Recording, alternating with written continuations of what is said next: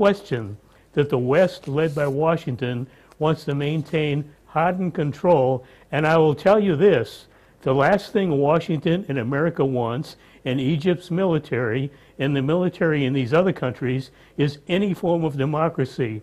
They simply will not tolerate democracy. They will talk democratic change. They will never allow it. Right. They will never tolerate it. They will maybe institute its facade, but never the real thing. That's what the people have to be leery of. Right, Mr. Ibrahim, you heard what our guest was telling us about the U.S.'s role here. We're hearing from the media that the U.S. is also sending training forces to Yemen to train the counterterrorism unit there. So they're saying it's against the increasingly alarming threats from Al-Qaeda in their quotes. But how critical do you think is Yemen's military cooperation and generally its cooperation with the United States? Do you think that there is a great deal here at stake for the United States if the Yemeni leader goes? Well, the cooperation between the Yemeni regime and the United States goes back to 2007 and has nothing to do with the recent developments. But however, the Yemeni regime capitalized on the anti-terrorism program, which the regime provided by military and financial assistance from the United States. However, I believe the Yemeni regime was advised by the American administrations to introduce political reforms.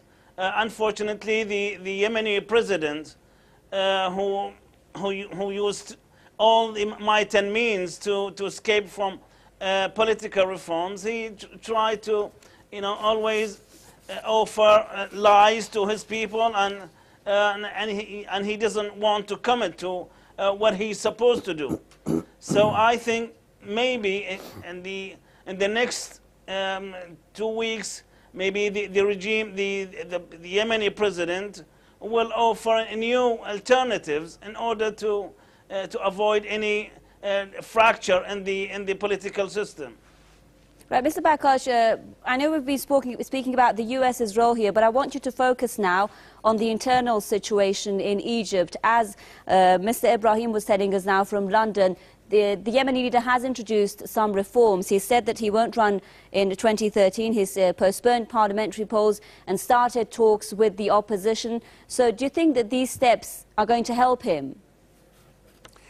Well, yeah, this is a question to be answered shortly. And it's interesting. You started by asking about the similarity between Yemen and Egypt. It's the same game going over in Yemen, Egypt, and Tunisia. As I said, in Tunisia, they resorted to some dialogue with the opposition. In Egypt, the military council sat down with the opposition, and the same story now in Yemen. And all of this, I repeat and maintain, all of this will end in nothing and no more than cosmetic change. There is no real regime change here we are talking about. Real change is when the American influence is broken, is cut off.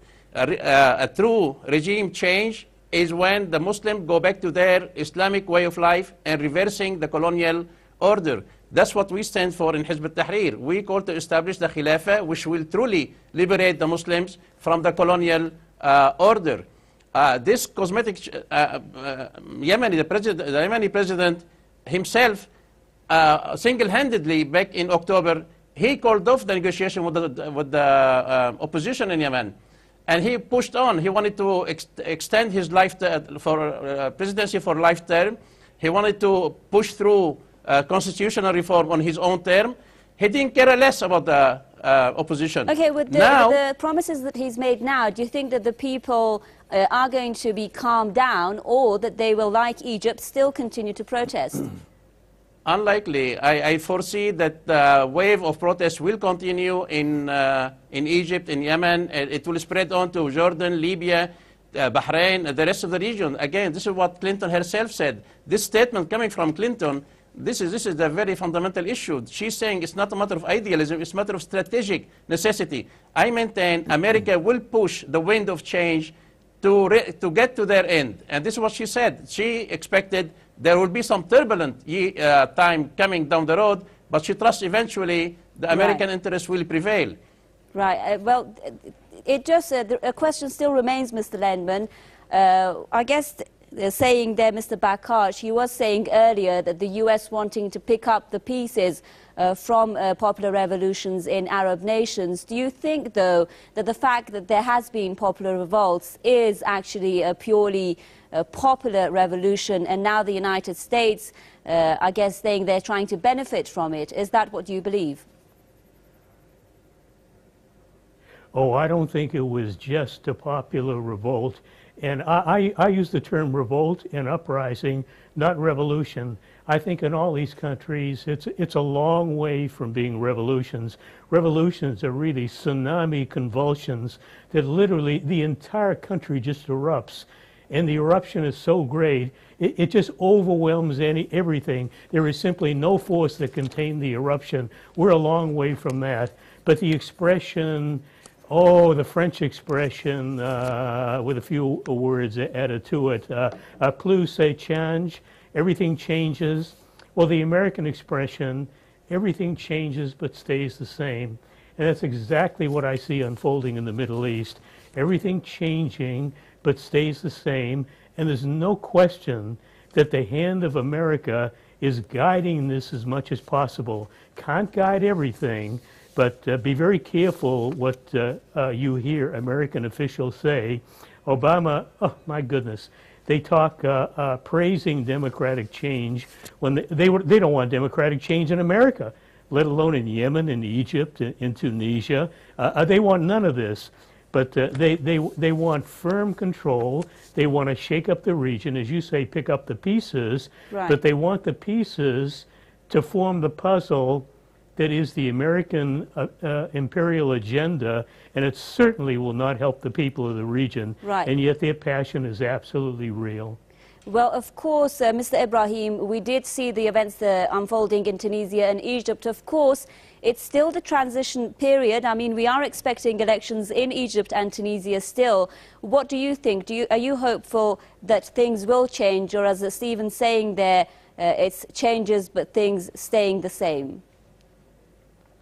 Well, I believe that we all agree that there are attempts to contain the revolution in both Tunisia and Egypt, and these attempts will continue. But we have to bear in mind that the demands of these revolutions have not been fulfilled yet. So we have only the first demand has been accomplished by stepping down both presidents in Tunisia and Egypt, and there are still we have more demands in the list. So I think we have to be optimistic, because it's only we've never seen that a revolution could achieve the goals within 2 or 3 weeks.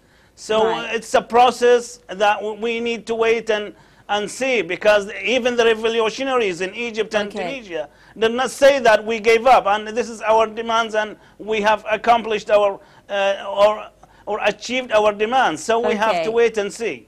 Thanks very much. I'm afraid that's all the time we have for this edition of News Analysis. I'd like to thank Mr. Fuad Ibrahim, political analyst, joining us there live from London. Also, Osman Bakaj from the Liberation Party joining us from Beirut, and Stephen Lendman, writer and radio host, joining us from Chicago. Thanks very much, gentlemen, for staying with us. That's all the time we have for now. From me, Homa Lezgi, and our team here in Tehran, it's goodbye.